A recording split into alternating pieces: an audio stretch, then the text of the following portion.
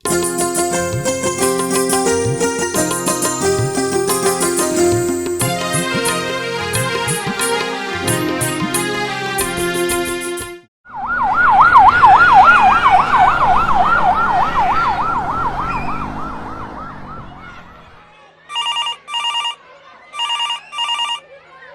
బాబు school నుండి మాట్లాడుతున్నామండి. మీ బాబు సంజయ్ క్లాస్లో స్పృహ పడిపోయాడు. ఉలుకు పలుకు లేకుండా ఉన్నాడు. ఇప్పుడే అంబులెన్స్లో హాస్పిటల్కి పంపించాం. వెంటనే మీరు హాస్పిటల్కి రండి. ఎందుకు? ఏమైంది? ఇప్పుడేగా స్కూల్కి వచ్చింది. ఇంతలోనే ఎలా జరిగింది? మార్నింగ్ నుంచి చదువుతూ ఎగ్జామ్స్కి ప్రిపేర్ అయ్యాడు కూడా. అయ్యో దేవుడా, ఏమిటిది? ఏమో తెలియదండి. క్లాస్ స్టార్ట్ అవడానికి ముందే ఇలా జరిగింది. మీరు త్వరగా వచ్చేయండి. ఏమైంది? స్కూల్లో బాబు ఉన్నట్టుండి స్పృహ తప్పి పడిపోయాడండి. Wait I will check. Doctor గారు, బాబుకి ఏమైంది? ఎలా ఉన్నాడు ఇప్పుడు? చూడండి, కంగారేం లేదు. తీవ్రమైన ఒత్తిడికి లోను కావడం వలన, అలాగే సరైన తిండి నిద్ర లేకపోవడం వలన ఒక్కోసారి అచేతనంగా పడిపోతూ ఉంటారు పిల్లలు. చూడండి, భయపడకండి. సిస్టర్, ఒకసారి పల్స్ చెక్ చేయండి. అదేంటి, గుండె వేగంగా కొట్టుకుంటుంది? చాలా టెన్షన్లో ఉన్నాడేంటి? చూడండి, ఇంట్లో కానీ స్కూల్లో కానీ ఏమైనా ప్రాబ్లమ్స్ ఉన్నాయా? ఇంట్లో కానీ స్కూల్లో కానీ వాడికి ఎలాంటి సమస్యలు లేవు డాక్టర్ గారు. ఒక్క చదువు ఝాస తప్ప. ఎప్పుడూ చదువుతూనే ఉంటాడు. ఏ ఎగ్జామ్కి ఎలా ప్రిపేర్ కావాలనే ఆలోచన తప్ప వేరే ఏమీ ఆలోచన ఉండదు. ఐఐటీలో సింగిల్ డిజిట్ ర్యాంకుతో జాయిన్ కావాలన్నదే వాడి లక్ష్యం. పరీక్షలు దగ్గర పడడంతో ఈ మధ్య మరీ నిద్ర కూడా పోకుండా ఎక్కువగా చదువుతున్నాడు. అంతేనండి డాక్టర్ గారు. మరి మీరు అలా తిండి నిద్ర లేకుండా చదువుతుంటే వద్దని చెప్పలేదా? అదే మీ పిల్లాడి మీద ఒత్తిడిని పెంచింది. ఇప్పుడే ట్రీట్మెంట్ స్టార్ట్ చేస్తాను. He will be all right. కొంచెం కాసేపు మీరంతా బయట ఉండండి. సిస్టర్, వాళ్ళని బయటికి పంపించు. అలాగే డాక్టర్ గారు. వాడికి ఏం కాదు కదా? వాడు అలా అచేతనంగా ఉంటే చూడడం నా వల్ల కావడం లేదండి. వాడు ఏది అడిగిన దానికంటే ఎక్కువే అన్నీ సమకూర్చామండి. డాక్టర్ గారు, మీరు సమస్య అంటే గుర్తొచ్చింది. ఈ మధ్య జరిగిన ఎగ్జామ్స్లో సంజయ్కి 2-3 ఎగ్జామ్స్లో మార్కులు తక్కువగా వచ్చాయి. అప్పటి నుంచి కాస్త డల్గా ఉంటున్నాడు. ఎప్పుడూ ప్రాక్టీస్ చేస్తూనే ఉన్నాడు. ఇంతకు ముందు కంటే ఎక్కువగా చదువుతున్నాడు. కానీ ఎందుకో డల్గా కనిపిస్తున్నాడు. అందరూ పేరెంట్స్ చేసే తప్పు అది. ఎంతసేపటికి చదువు అని చెప్పడమే కాదు, పిల్లల మానసిక పరిస్థితిని అర్థం చేసుకుని ఒత్తిడి లేకుండా చదివించగలగాలి. అప్పుడే చదవగలుగుతారు, సక్సెస్ కాగలుగుతారు. ఎంతసేపు ఈ బుక్ చదువు, ఆ బుక్ చదువు, ఇంకా మార్క్స్ తెచ్చుకోవాలని చెప్పడమే కాదు, పిల్లల్ని రిలాక్స్గా ఉండేలా చూసుకోవాలి. సరే, మీరంతా కాసేపు బయట ఉండండి.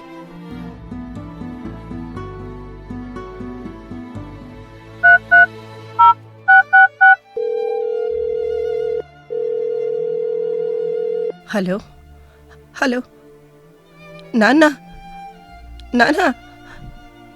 సంజు, మన సంజు ఫెయింట్ అయి పడిపోయాడు నాన్న. అచేతనంగా హాస్పిటల్ బెడ్ మీద ఉన్నాడు. కళ్ళు తెరిచి చూడడం లేదు. భయంగా ఉంది నాన్న. అయ్యో, భయపడకమ్మా, ఏం కాదు. నేను చెప్తూనే ఉన్నాను, మీరు వాడి మీద ఒత్తిడి పెట్టి చదివించొద్దమ్మా అని. వినలేదు. నేను వెంటనే బయలుదేరి వస్తున్నాను. ధైర్యంగా ఉండు. సంజు అండి, సంజు. త్వరగా చెప్పు దేవి, నాకు చాలా పనుంది. ఏమైనా బుక్స్ కావాలా? ఏంటి చెప్పు, ఏమైనా తేవాలా? సంజు అంటే చదువు, పుస్తకాలు, మార్క్స్ ఇవేనాండి? వాడు స్కూల్లో స్పృహ తప్పి పడిపోయాడండి. హాస్పిటల్ బెడ్ మీద ఉన్నాడండి. ఏం మాట్లాడుతున్నావు నువ్వు? సంజుకి అలా కాదు. వాడు బాగా చదువుతాడు, అనుకున్నది సాధిస్తాడు. నీకు వాడి డైట్ పర్ఫెక్ట్గా ఉండేటట్లు చూసుకోమన్నాను కదా.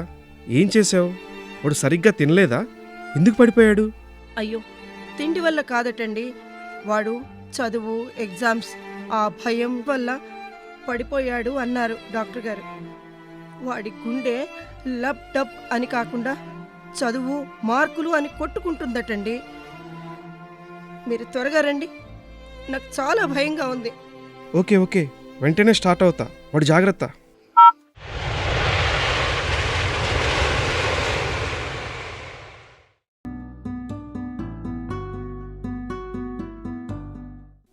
Hi, how are you smart bye?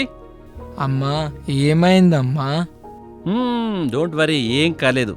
సరిగ్గా తినకపోవడం వల్ల, నిద్ర లేకపోవడం వల్ల, అలాగే ఎక్కువ చదవటం వల్ల కళ్ళు తిరిగి పడిపోయావు అంతే. నాకు ఈరోజు వీకెండ్ ఎగ్జామ్ ఉందమ్మా. నీ ఎగ్జామ్ ఎక్కడికి పోదు. Get well soon. అప్పుడు వెళ్ళి ఎగ్జామ్ రాసుకుందువు గాని, ఓకేనా?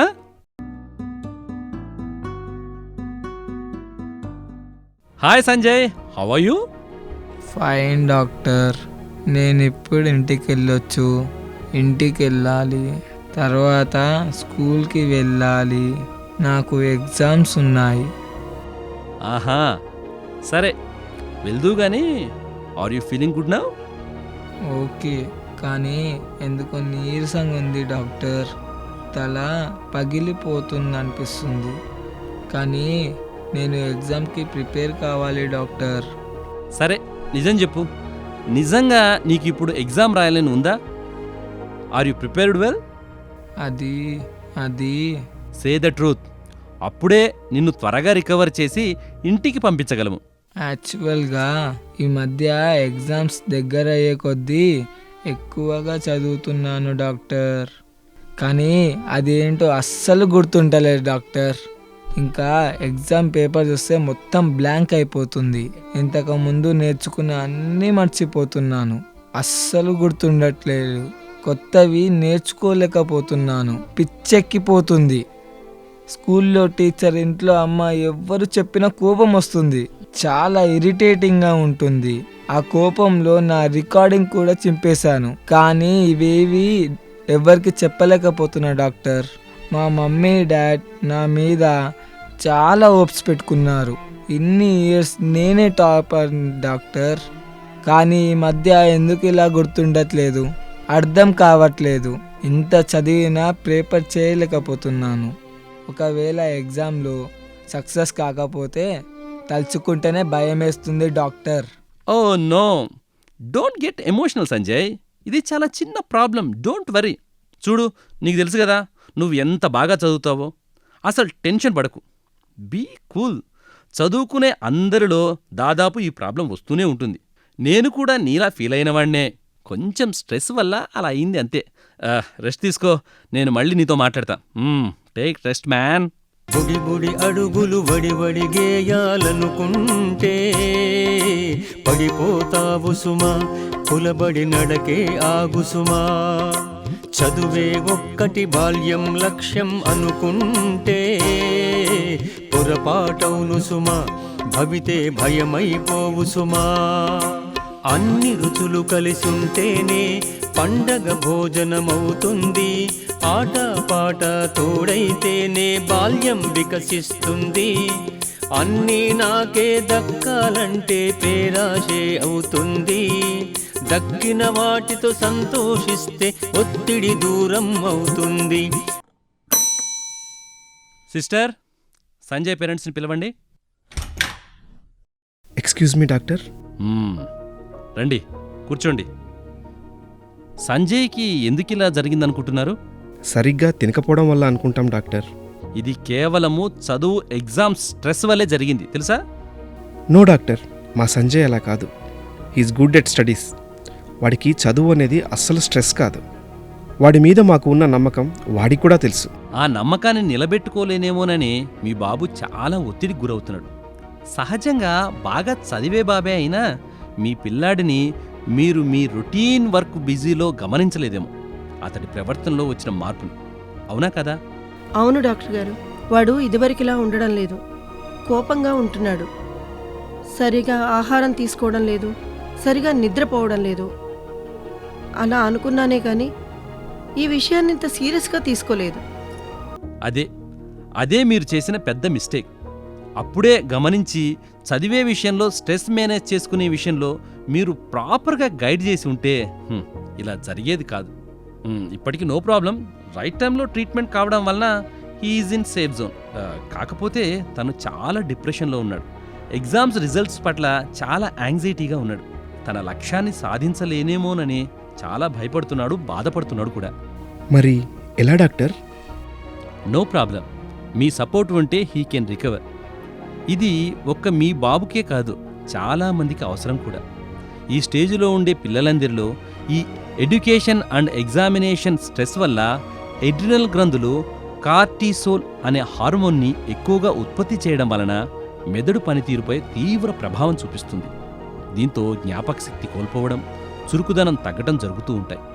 అంతేకాకుండా శరీరంలో షుగర్ లెవెల్స్ తగ్గటం లేదా పెరగటం, హైపర్ టెన్షన్, ఈటింగ్ డిజార్డర్స్ ఇలాంటివి సంభవిస్తూ ఉంటాయి. అంతేకాదు హార్ట్ బీట్లో తేడా వచ్చి సడన్గా హార్ట్ రేట్ పెరిగి సడన్ హార్ట్ అటాక్ సంభవించే అవకాశాలు కూడా ఎక్కువ. ఇవన్నీ ప్రాణానికి హాని కలిగించవచ్చు. అందుకే చదువుకునే పిల్లల్లో వారి ఒత్తిడిని తగ్గించేందుకు తల్లిదండ్రులు, ఉపాధ్యాయులు కృషి చేయాలి. పిల్లలను ఎప్పుడూ గమనిస్తూ ఉండాలి. ఎప్పటికప్పుడు వాళ్ళని గైడ్ చేయాలి. వారితో ఎక్కువ సమయం గడపాలి. అవసరమైతే వారితో కలిసి ఆడుతూ పాడుతూ కూడా ఉండాలి. ధైర్యం చెప్పాలి. చదువు నేర్చుకోవడం పైన శ్రద్ధ వహించాలని, మార్కుల మీద కాదని తెలపాలి. మార్కులు తక్కువ వస్తే కుంగిపోకుండా వాళ్ళు చేసిన మిస్టేక్స్ని ఎలా అధిగమించాలో నేర్పించాలి. వారి స్నేహితులతో నేర్చుకున్న అంశాలు చర్చించమని, పరీక్షల్లో ఒకవేళ తాము అనుకున్నది సాధించలేకపోయినా తప్పకుండా తమ కోసం మరొక అవకాశం ఉంటుందని తెలియజెప్పి మానసికంగా వారిని సన్నద్ధం చేయాలి. అప్పుడు పిల్లల్లో ఈ స్ట్రెస్ వల్ల జరిగే అనర్థాల నుండి కాపాడుకోవచ్చు. 45% పాఠశాల విద్యార్థులు ఇలా చదువు, పరీక్షల ఒత్తిడికి గురవుతూ ఉన్నారు. వీరిలో 61% మంది టీనేజ్ విద్యార్థులు ఉంటున్నారు. జపాన్లో అయితే ప్రతి సంవత్సరం 500 మంది విద్యార్థులు ఈ స్ట్రెస్తో ఆత్మహత్యలు కూడా చేసుకుంటూ ఉన్నారు. మన దేశంలో కూడా 9 నుంచి 12వ తరగతి వరకు చదువుతున్న విద్యార్థుల్లో 80% విద్యార్థులు ఒత్తిడికి గురవుతున్నారని ఎన్సీఈఆర్టీ వారు 2022 సెప్టెంబర్లో ప్రకటించారు. డాక్టర్ గారు, మీరలా చెప్తుంటే నాకు చాలా భయంగా ఉంది. క్షమించండి, నేను ఒక డాక్టర్గా మాత్రమే మీకు చెప్పట్లేదు. మీ బాబు మా హాస్పిటల్కి రావడానికి కొంచెం ముందే మా బాబు యష్ ఫోన్ చేశాడు. తన స్నేహితుడు సంజయ్ గురించి చెప్పి, ఎలాగైనా త్వరగా మంచిగా చేయి daddy, he is my best friend అని చెప్పాడు. మా వాడు కూడా అదే సెక్షన్. కాకపోతే మీ వాడిలా క్లాస్ టాపర్ కాదు, కానీ టాప్ 10లో ఉంటాడు తెలుసా. అదే పనిగా చదవడు, హాయిగా నవ్వుతూ నవ్విస్తూ జాయ్ఫుల్గా ఉంటాడు. ప్రతిరోజు స్కూల్లో జరిగిన అన్ని విషయాలు మాతో షేర్ చేసుకుంటాడు తెలుసా. చదువు గురించి, ఎగ్జామ్స్ గురించి అసలు స్ట్రెస్సే ఫీల్ కాడు. మార్కులు తక్కువ వచ్చినా ఫీల్ అస్సలు కాడు. ఎక్కడ మిస్టేక్ జరిగిందో చూసుకుని తన తప్పును సరిదిద్దుకుంటాడు. ఓడిపోయినా కూడా చాలా స్పోర్టివ్గా తీసుకుంటాడు. ఓటమి నుండి మళ్ళీ ఎలా గెలవాలో నేర్చుకుంటాడు తెలుసా. అందుకే నేను ఇంత హాయిగా నిశ్చింతగా ఉండగలుగుతున్నాను. విద్యార్థుల కరికులంలో కూడా గేమ్స్ అండ్ స్పోర్ట్స్ చేర్చడానికి అదే ముఖ్య కారణం. ఆటలు ఆడడం వలన డోపామైన్ అనే హ్యాపీ హార్మోన్ విడుదలై అది మెదడుపై గల ఒత్తిడిని తగ్గించి ఆహ్లాదాన్ని కలిగిస్తూ ఉంటుంది. అందుకే ఎప్పుడో మన గ్రీకు తత్వవేత్త, విద్యావేత్త అయినటువంటి Aristotle sound mind in sound body అంటే దృఢ శరీరంలో దృఢమైన మనస్సు అని అన్నారు కదా. అంటే ఫిజికల్గా ఫిట్గా ఉన్నవాళ్ళు మానసికంగా చాలా దృఢంగా ఉంటారు. చెప్పింది అర్థమైందని భావిస్తున్నాను. 1-2 రోజుల్లో సంజయ్ రికవర్ కాగానే చదువు మాత్రమే కాకుండా తనకి ఇష్టమైన గేమ్స్లో కూడా ఇన్వాల్వ్ చేయండి. కుదిరితే తనకి ఇష్టమైన ప్లేస్కి తీసుకువెళ్ళండి. ఈ విల్ బి రికవర్ సూన్. అంతేకాకుండా ఎవరైనా పెద్దవాళ్లతో కానీ మంచి సైకాలజిస్ట్ దగ్గరికి కానీ తీసుకుని వెళ్ళి స్ట్రెస్ మేనేజ్మెంట్ టిప్స్ కూడా ఒకసారి చెప్పించండి. పెద్దల కోరిక పిల్లలపైన రుద్దటం న్యాయమా? వయసుకు మించిన లక్ష్యాలను సాధించడం సాధ్యమా? మార్కులు ఒక్కటే ప్రతిభను కొలిచే కొలమానమా? తెలుపుమా? శిక్షలాగా పరీక్షలన్నీ మలచటం న్యాయమా? అంతులేని ఆరాటంతో ఆరోగ్యం చెడును సుమా. గంతులు వేసే బాల్యాన్ని గదిలో పెట్టకుమా. థ్యాంక్ యూ డాక్టర్, మీరు చెప్పినట్లే చేస్తాం. సంజయ్ మళ్ళీ ఎప్పటి మాదిరిగా నార్మల్గా అవుతాడు కదా? ఏం పర్వాలేదు. అంతా మీ చేతుల్లోనే ఉంది, కానీ ఎప్పటికప్పుడు గమనిస్తూ ఉండండి.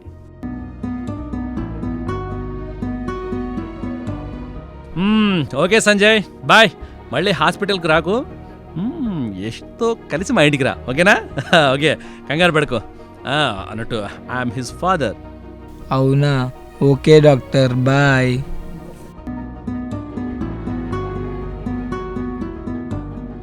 ఏమండి, నేను సంజయ్ని తీసుకొని మా ఊరు వెళ్తాను.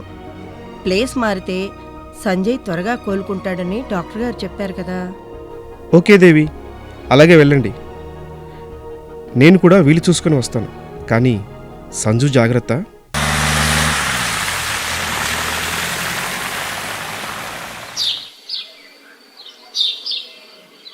సంజయ్, వచ్చావా? ఎలా ఉన్నావు? నాతో పాటు రా. పంప్సెట్ బంద్ చేసి లోపలికి వద్దాం. వాడెందుకు నాన్నా? రాణి అమ్మా, వాడు చూస్తాడు. రారా మనవడా. సరే, జాగ్రత్త నాన్న.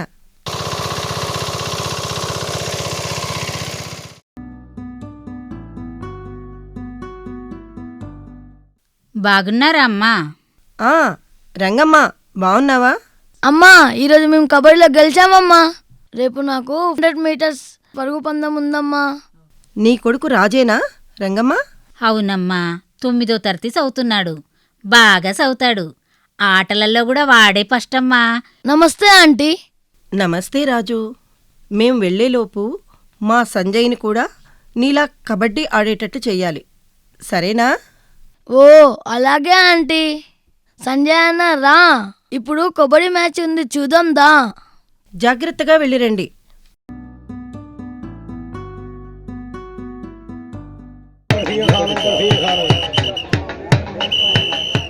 రెండు టీమ్స్ వాళ్ళు బాగా ఆడారు కదన్నా. అసలు ఆట చూస్తుంటే ఎంత క్రేజీగా ఉందో తాతయ్య. చూస్తేనే ఇంత బాగుంటే ఆడితే ఇంకెంత బాగుంటుందో తెలుసా? నాకు రాదు కదా తాతయ్య ఆడటానికి. నేను నేర్పిస్తానులేరా, ఆడుదు గాని. ఇప్పుడేం ఆటల పోటీలు నాన్నా? ఖేలో భారత్లో భాగంగా జిల్లా స్థాయి పోటీలు జరుగుతున్నాయమ్మా. అందుకే ఊర్లో ఈ హడావిడి.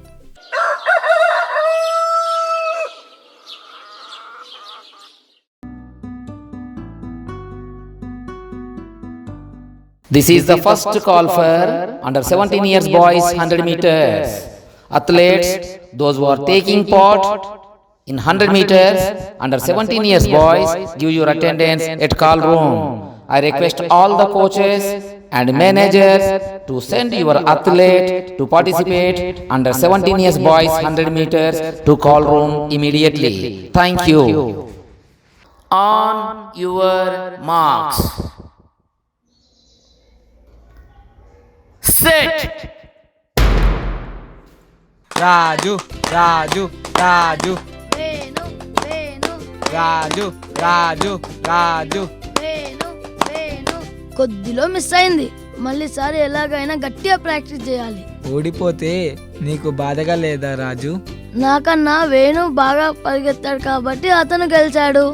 నేను ఇంకా ప్రాక్టీస్ చేస్తే మరోసారి నేను గెలుస్తాను. ఆటలో గెలుపు ఓటమి సమానమే కదన్నా. గెలుపోటములు ఆటలు సహజం, తెలుసుకో మిత్రమా. గెలుపుకు గర్వం, ఓటమి దుఃఖం, చెందకు నేస్తమా. అలసట తీరే ఆనందాన్ని పొందటం వెతుకుమా. ఇతరుల మెప్పుకు నీ ఇష్టాలను బలి చేయబోకుమా. అందరితో కలిసి ఉండటమే మనసుకు ఆహ్లాదము. నచ్చిన పనులు చేస్తేనే విజయ ఆనందము. నువ్వు చాలా గ్రేట్ రాజు. ఈ విషయం తెలుసుకోకుండా నేనే అనవసరంగా సిక్కయ్యాను. సరే రాజు, మనం తర్వాత షటిల్ ఆడదామా? సరే అన్న, నేను బ్యాట్ తీసుకొని వస్తా, షటిల్ ఆడుకుందాం.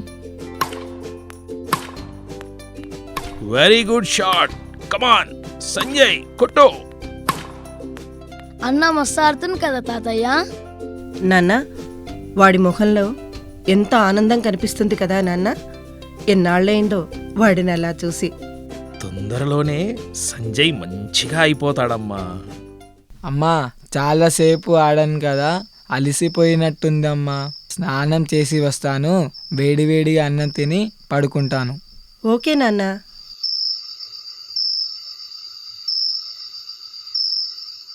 అమ్మా, చాలా రోజులకు రాత్రి హాయిగా పడుకున్నానమ్మా. అమ్మా, నా బుక్స్ ఎక్కడున్నాయి? వెరీ గుడ్ రా మనవాడా. బాగా ఆడి అలసిపోయి కడుపు నిండా తిని కంటి నిండా నిద్రపోగానే నీకు చదువు గుర్తొచ్చిందా? ఇలాగే ప్రతిరోజు హాయిగా రోజు 1 గంట సేపు నీకు నచ్చిన ఆట ఆడుకో. నీ చదువు కూడా చకచకా సాగిపోతుంది. అంతేకాని అనవసరంగా భయపడి ఒత్తిడి పెంచుకోకు. నేర్చుకోవాల్సినవన్నీ ఒక ప్రణాళిక ప్రకారం నేర్చుకోవాలి. కానీ టైం సరిపోకపోతే ఎలా తాతయ్య? సరిపోకపోవడం అనేది ఏమీ ఉండదు నాన్న. ఇలారా, నేనొకటి చూపిస్తా. ఇప్పుడు నా ముందున్న గులకరాళ్ళు, ఇసుక, నీరు, ఈ మూడింటిని ఇదిగో ఈ జగ్గులో నింపాలి. అదెలా కుదురుతుంది తాతయ్య? 3 పట్టవు కదా తాతయ్య. సరే చూడు, ఇది అచ్చం నీ చదువులాగానే. ఈ జగ్లో మొదట నేను గులకరాలు వేస్తున్నాను. ఇలాగే నువ్వు ఎక్కువ చదవాల్సినవి, అంటే ఇప్పటి వరకు నేర్చుకోనివి అన్నమాట. వాటి కోసం మొదటగా ఎక్కువ టైం కేటాయించి చదవాలి. దీని తర్వాత నేను ఇసుక నింపుతున్నాను చూడు, అంటే నీకు కొంచెం వచ్చినవి. అంటే ఇవన్నీ నీవు ఒకసారి చదివినవి లేదా విన్నవి అన్నమాట. ఇక మిగిలినవి నీళ్లు దీనిలో నింపుతాను. ఇప్పుడు చూడు, చాలా సులువుగా పట్టాయి కదూ. నీ చదువులో అయితే సులువైన, అంటే ఆల్రెడీ నీకు వచ్చిన టాపిక్స్ అన్నమాట.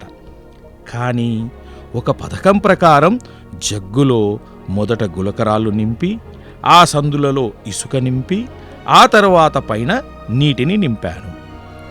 పట్టవనుకున్నవన్నీ పట్టాయి కదా. అలాగే చదువుకోవాల్సిన అంశాలు కూడా ఒక క్రమ పద్ధతిలో 3 భాగాలుగా చేసి చదువుకోవాలి. అప్పుడు మొత్తం సిలబస్ కవర్ అవుతుందన్నమాట. అర్థమైందా సంజు? చాలా బాగా అర్థమైంది తాతయ్య. కానీ ఎంత చదివినా భయం పోకపోతే ఎలా తాతయ్య? అసలు చదవడానికి భయం ఎందుకురా నాన్న? నువ్వు పరీక్షల కోసం చదువుకోకు, నేర్చుకోవడానికి చదువు. అప్పుడు నీకు అస్సలు ఎలాంటి టెన్షన్ ఉండదు. ఒకేసారి పెద్ద పెద్ద టార్గెట్స్గా కాకుండా చిన్న చిన్న భాగాలుగా చేసుకుని చదవాలి. కంటిన్యూస్గా కాకుండా రీడ్ అండ్ రిలాక్స్ పద్ధతిలో చదవాలి. మనం చదవాలనుకున్నవన్నీ మన ఎదురుగా ఎప్పుడూ కనిపించేటట్లుగా ఒక ప్లాన్ వేసుకుని అతికించి పెట్టుకోవాలి. బాగా టెన్షన్ అనిపిస్తే కళ్ళు మూసుకుని స్కై వాక్ చేయాలి. దానివల్ల చాలా టెన్షన్ రిలీఫ్ ఉంటుంది. అది మనం ఇప్పుడు ఒకసారి ప్రాక్టీస్ చేద్దామా? మా చిన్నప్పుడు 4 డబ్బాల ఆటలో భాగంగా మేము ఇలాగే ఆడేవాళ్ళం తెలుసా. చూడు, నేను నడుస్తున్నా. తల పైకెత్తి కిందికి చూడకుండా ఒక 2 నిమిషాలు నడవాలి. ఖచ్చితంగా ఆట ద్వారానో, యోగా ద్వారానో, లేదంటే నీకిష్టమైన ఎక్సర్సైజులు చేస్తూ రోజు 1 గంట సేపు శారీరక శ్రమ చేయాలి. అంతేకాదు, సరైన ఆహారాన్ని సరైన సమయంలో తీసుకోవాలి. చిన్న సమస్యలు అనిపించినా ధైర్యంగా ఇంట్లో వాళ్ళతోనో, స్కూల్లో అయితే టీచర్స్తోనో లేదా ఫ్రెండ్స్తోనో షేర్ చేసుకోవాలి. వారి సపోర్ట్ కూడా తీసుకోవాలి. అస్సలు రిజల్ట్ గురించి ఆలోచించొద్దు. ప్రణాళిక ప్రకారంగా చదవాల్సినవన్నీ పూర్తి చేసుకుని పాజిటివ్గా ఆలోచించాలి. పరీక్ష రాసేటప్పుడు ఒక్కసారి గట్టిగా ఊపిరి పీల్చి ప్రశాంతంగా వదిలేసి ముందుకు పోవాలి. పరీక్షకు కొన్ని రోజులు ముందుగానే చదవడం పూర్తి చేయాలి. చదువు జీవితంలో భాగం, కానీ చదువే జీవితం కాదు. మనం ఫిజికల్గా ఎంత ఫిట్గా ఉంటే, ఎంత స్ట్రాంగ్గా ఉంటే, మెంటల్గా కూడా అంతే స్ట్రాంగ్గా ఫిట్గా ఉంటాం. అందుకే మన పూర్వీకులు కూడా ఆటలకు క్రీడలకు అంత ప్రాముఖ్యతనిచ్చారు. తాతయ్య నువ్వు చెప్పినట్లే చేస్తాను. రేపటి నుంచి రోజు షటిల్ ఆట ఆడతాను. ప్రాపర్గా టైం టేబుల్ ప్రిపేర్ చేసుకొని ఎగ్జామ్ టైం కన్నా ముందుగానే చదువుకుంటా. మళ్ళీ టెన్షన్ పడవు కదా సంజయ్? అస్సలు పడను తాతయ్య.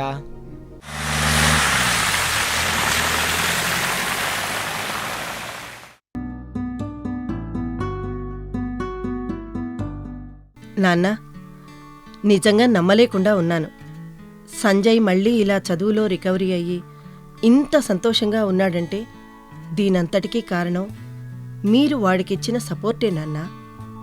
ఇప్పుడు వాడు ఎగ్జామ్స్ అంటే భయపడకుండా మార్కులు ఎందుకు తక్కువ వచ్చాయో వాటిని ఎలా ఓవర్కమ్ చేయాలో తెలుసుకున్నాడు.